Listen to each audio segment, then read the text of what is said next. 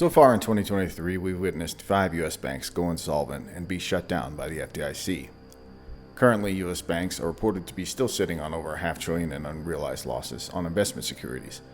Of course, there's no current estimates of collective losses on commercial loans, for instance, on failing sectors like office space and major city centers, at least not yet anyways. The 3-year rolling average losses for U.S. long-term nominal bonds has been negative 25% this year thus far in 2023 and negative 26% last year in 2022 respectively. One's left to wonder which of the major commercial banks may be closest to another outright failure ahead. Perhaps the Global Systemically Important Bank that swallowed up recently failed Swiss bank behemoth Credit Suisse.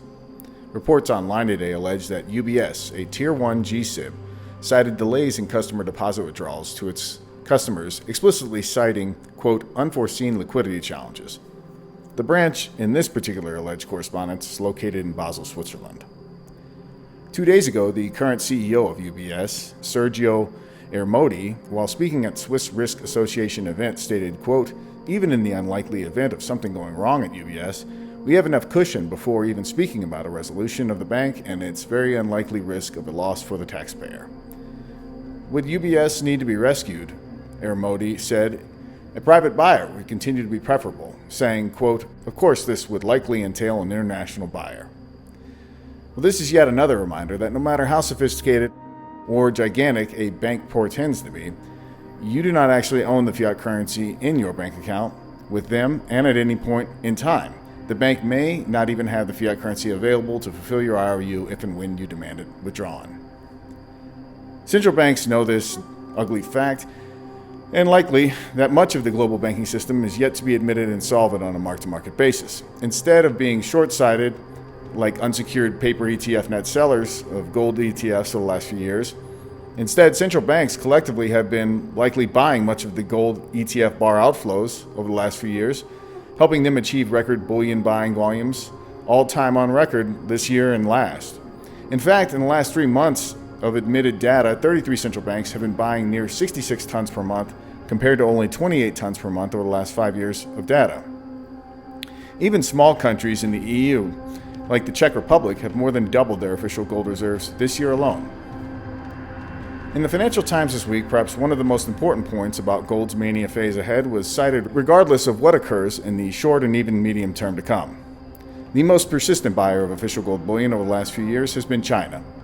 Yet her percentage of only 4% of official gold compared to her over $3 trillion in sovereign reserves suggests there's massive room ahead to increase her official gold holdings in the years and decades unfolding.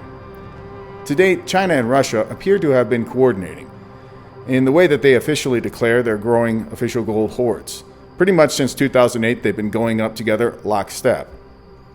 Having already sold nearly $500 billion in U.S. bonds since the 2008 global financial crisis, while also having been the world's #1 gold miner from 2007 to now in 2023, pulling over 7,000 metric tons of gold admitted, China also does not export gold, and it hasn't been doing that for decades. Meanwhile, it's not merely been the world's largest miner of new gold ore, it's also been the largest net importer and buyer over the last decade and a half, with most of the gold the state has acquired not yet officially declared. Well, that's until it perhaps behooves them on a long-term strategy to do so. I know we like to think we are larger than we really are in the West, but the world's physical gold buying bullion powers will likely continue being in the East, in Asia, specifically between China and India mainly. For how much longer China pretends to carry a meager 4% of her sovereign savings and official physical gold reserves without adding a zero behind that underreported figure of just over 2,000 metric tons is probably going to be just as long as we Westerners keep the illusion that a fair spot price for gold doesn't also carry an additional zero on its fiat US dollar price. Hello, this is James Anderson on behalf of SD Bullion. Smash the like button if you enjoy these bullion market updates. Subscribe to our channel here for weekly bullion market updates with exclusive bullion service offerings like this one. The worst day on Wall Street since the crash of 1987. We're now down 43%. This could be the most serious recession in decades. Protect your retirement with gold and silver IRAs. Learn more at sdbullion.com/IRA. Happy belated Thanksgiving holiday to our U.S. customer base and bullion interested viewers out there. Both silver and gold spot prices in fiat U.S. dollar terms closed higher to end this holiday shortened week. The spot silver price finished over $24.32 an ounce bid, while the spot gold price closed the week over $2,002 an ounce bid. The spot gold-silver ratio fell sharply in today's trading to finish at 82 for the week. And yet another reminder that silver is a precious metal that we will increasingly both need as a long-term store of value, but also as a wonder conductor of cutting-edge industrial applications. Industry consultants Metals Focus again highlighted this week that this year, 2023, will be the third year in a row of physical supply deficits, citing that this silver supply deficit will continue for many more years to come. Be it new record high demand for silver bullion in cutting-edge industrial applications in electronics, solar panel applications, and in the growing electronification of vehicles. Also, continued silver investment demand will likely continue given recent U.S. bank failures in the U.S., with my strong suggestion to start this update this week that trend is just starting both in the United States and globally.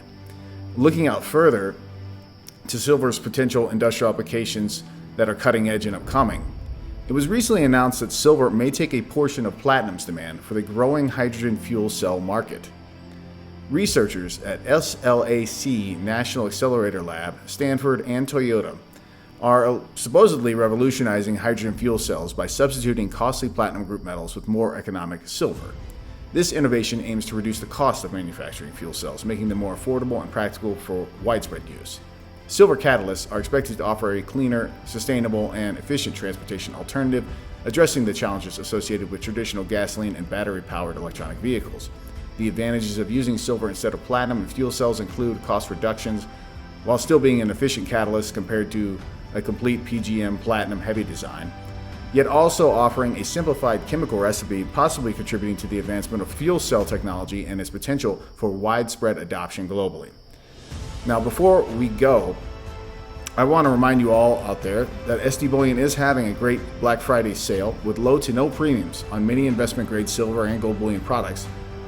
At the moment, all customers can get a 5-ounce silver bullion bar at spot, of course, before we sell out of this inventory, so get yours while supplies last.